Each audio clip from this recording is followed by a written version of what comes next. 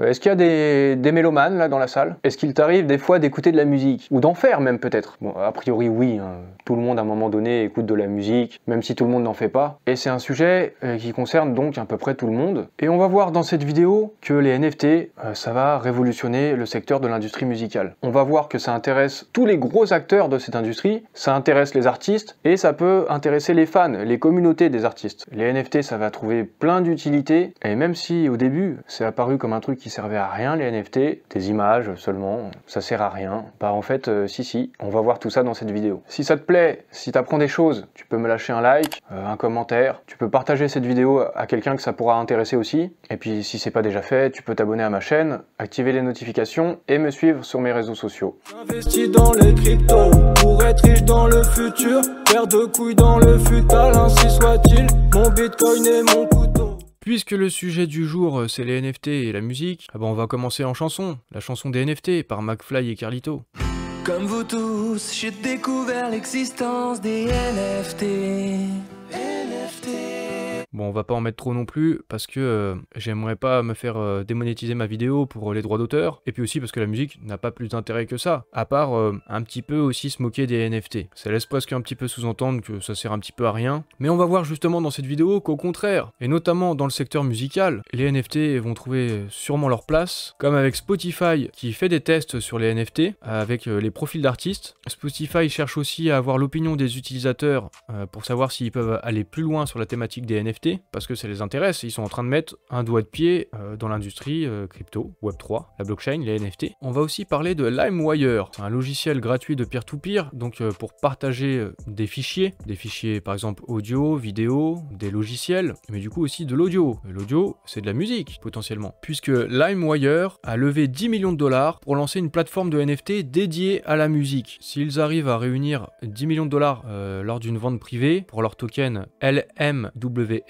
avec des gros investisseurs en plus, c'est parce qu'il semblerait qu'il y a vraiment un intérêt en fait pour le secteur musical. L'équipe de LimeWire a développé une plateforme qui est idéalement positionnée pour augmenter la participation aux collections numériques dans l'industrie de la musique, où de nombreux cas d'utilisation restent à découvrir. Et LimeWire a aussi fait un partenariat avec Universal Music Group pour permettre aux artistes de mieux se connecter à leurs fans à travers le partage de contenu additionnel. Alors concrètement, c'est un partenariat pour permettre aux artistes de proposer des contenus exclusifs sous forme de NFT sur la future plateforme de LimeWire, pour laquelle ils ont levé 10 millions de dollars. Ça pourrait être des morceaux bonus par exemple. Nous voyons ce partenariat comme une véritable démonstration du rythme auquel l'industrie musicale adopte le Web3. Nous sommes ravis d'ouvrir l'écosystème LimeWire NFT aux artistes d'Universal Music Group et aux fans. On a aussi Sony qui va se lancer dans le Web3 et les NFT en principe. En tout cas, Sony Music Entertainment a déposé une demande d'enregistrement de marque auprès de l'Office américain des brevets et des marques pour des enregistrements audio et vidéo de performances musicales en direct authentifiées par des NFT. Donc à voir ce qu'ils feront, c'est pas sûr qu'ils fassent quelque chose,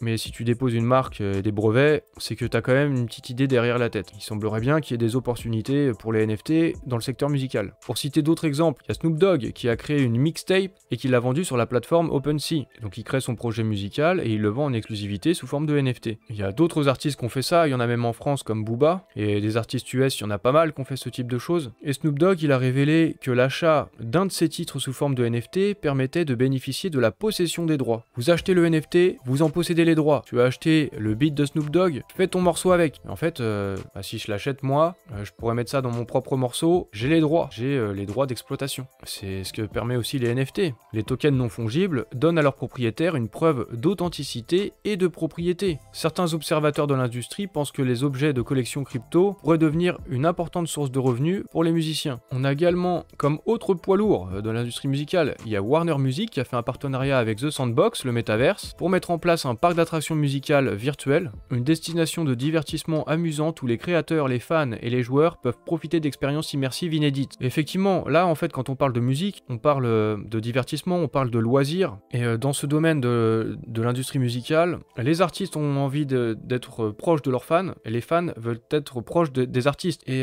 les NFT vont permettre de rapprocher les deux en fait. Donc les NFT dans tous les secteurs du loisir, du divertissement, je pense que ça va percer fort. Je vous en ai déjà parlé à travers d'autres vidéos. On verra, hein, mais bon, ça semble quand même être le cas. Et puis évidemment, pour les artistes, ça leur permet aussi d'avoir une nouvelle source de revenus. Nous examinons également des choses comme la conception d'expériences sur mesure et le développement de jeux, ils avaient dit. Et effectivement, Warner Music, ils ont fait un partenariat avec Splinterlands. Les deux sociétés collaboreront et permettront aux artistes de créer et de développer des jeux d'arcade sur la blockchain. Pourquoi pas des play to earn aussi. Mais en tout cas, créer des jeux par exemple, comme là ils prennent en exemple les Red Hot, ou peu importe le groupe de musique ou l'artiste, on crée le jeu de l'artiste, ça peut vraiment intéresser les fans, ça permet de créer du lien, et puis d'augmenter les sources de revenus. Donc voilà, vous commencez à comprendre pourquoi ça intéresse les artistes et l'industrie musicale. Et voilà pourquoi ça va se passer tout ça, probablement. S'il y a de l'argent à se faire, vous vous doutez bien. Les artistes de Warner Music Group auront un nouveau moyen d'engager leurs fans. En nous associant à Splinterlands pour créer des jeux à tokens personnalisés, nous débloquerons de nouvelles sources de revenus pour nos artistes qui s'intéressent à l'écosystème tout en faisant évoluer le rôle du fandom et de la communauté. En début de vidéo, je vous ai parlé de Spotify, qui commençait à s'intéresser à ce secteur, au NFT, à la blockchain. C'est aussi parce que leur modèle pourrait être remis en question avec les NFT,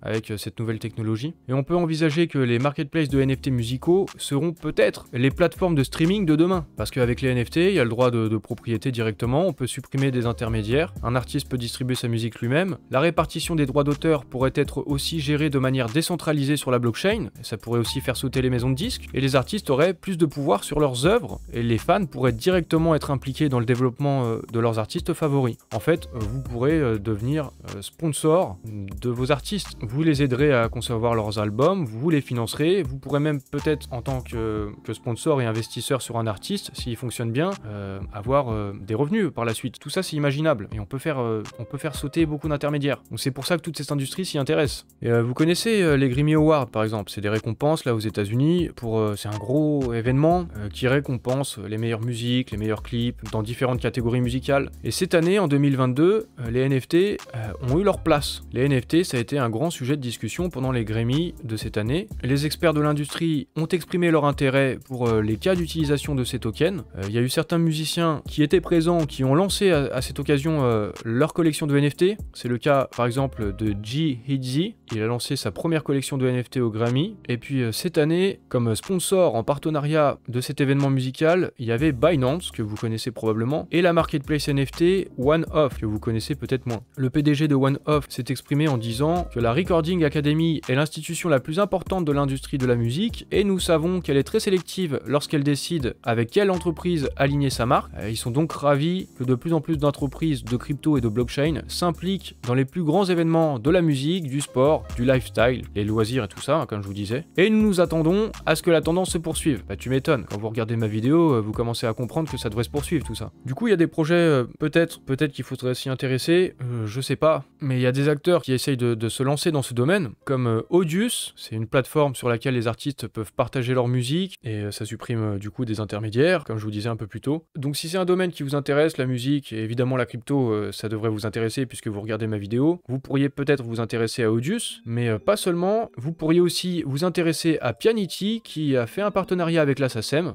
concernant les NFT. Et la SACEM, c'est la société des auteurs, compositeurs et éditeurs de la musique. En gros, eux, ils récoltent les droits d'auteur et ils les redistribuent aux artistes. Le but de ce partenariat, c'est de permettre aux ayants droit d'émettre des NFT musicaux et de bénéficier d'une nouvelle rémunération. Donc Pianity, c'est une société française. Ils ont déclaré que c'était une grande fierté pour eux de collaborer avec la SACEM. Avec ce partenariat, nous faisons un grand pas vers la mise en place d'un écosystème vertueux où la création de valeur est redistribuée directement aux ayants droit, qu'ils soient auteurs, compositeurs ou éditeurs. Et donc, sans les intermédiaires, les maisons de disques qui prennent leur part. Donc c'est pour ça que toute cette industrie-là, elle cherche à se réinventer, elle s'intéresse à ce secteur. Ça risque de faire bouger beaucoup de choses en fait, cette technologie. Donc la plateforme Pianity, si vous voulez vous y intéresser, la voici. C'est peut-être un projet sur lequel il faudrait se pencher, je sais pas, ça dépend aussi de votre intérêt. Et autre chose que vous pourriez être intéressé à regarder, c'est du côté de Zoxno, que vous connaissez, dans l'écosystème Multiverse X, c'est on va dire peut-être la plateforme NFT la plus importante. Ils étaient d'ailleurs au X-Day, et pendant une présentation, ils ont annoncé annoncé qu'ils allaient sortir une plateforme musicale pour les artistes. Ils en ont pas dit plus, mais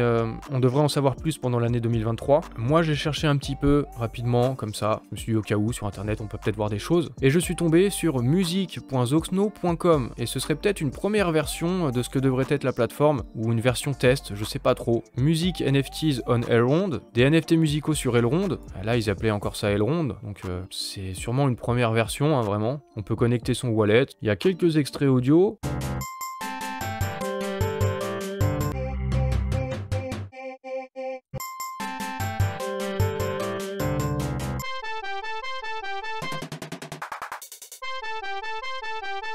Bon voilà, il n'y a pas grand chose et c'est pas foufou pour l'instant, mais si c'est que du test, c'est normal.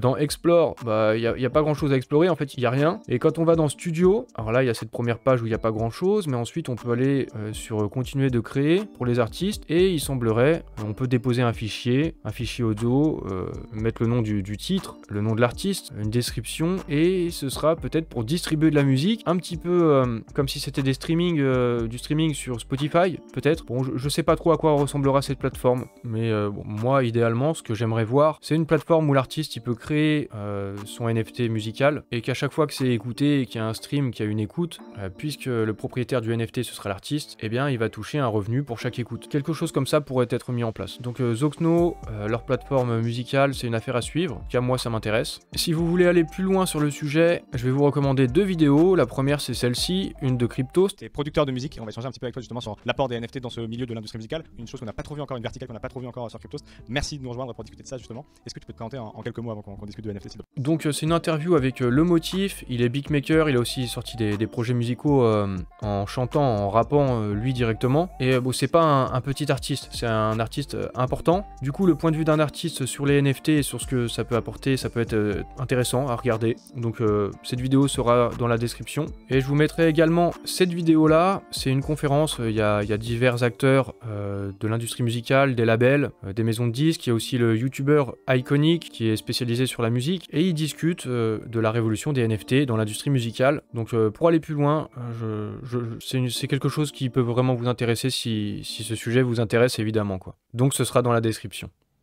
On a donc une nouvelle technologie qui peut rapprocher les fans des artistes. Pour les artistes, ça peut leur permettre d'avoir plus de revenus. Qui dit NFT dit aussi droit de propriété, à voir comment ça va être utilisé pour produire des expériences personnalisées, des contenus exclusifs. Et puis ça peut aussi faire supprimer plein d'intermédiaires, des gros acteurs, des maisons de disques, des labels. Donc toute cette industrie va devoir se réinventer. Et c'est ce qu'ils sont en train de faire, c'est ce qu'ils cherchent à faire. Ils commencent à investir le secteur du Web3, les Warner, les Sony Music, Spotify, tous ces gros acteurs en fait. Donc c'est bien que c'est une tendance d'avenir, et d'après moi, l'industrie musicale, ça va être un des secteurs par lequel les NFT et le Web3 va toucher le grand public. De toute façon, on finira par le savoir et on verra bien comment ça se passera. D'ici là, tu peux t'abonner à ma chaîne, tu peux activer les notifications, comme ça tu loupes pas mes prochaines vidéos, surtout si celle-ci t'a plu, hein. Tu peux même lâcher un like dès maintenant. N'hésitez pas à me suivre aussi sur les réseaux sociaux, je le rappelle au début, je le rappelle à la fin, comme ça on n'oublie pas. Est-ce qu'il faut que je le rappelle au milieu aussi?